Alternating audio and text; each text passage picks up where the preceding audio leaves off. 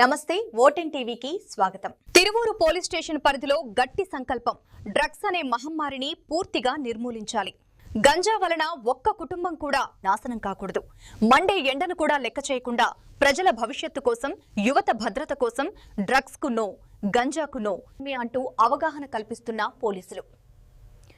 ఇది ఒక్క పోలీసుల పోరాటం కాదు, మన అందరి బాధ్యత.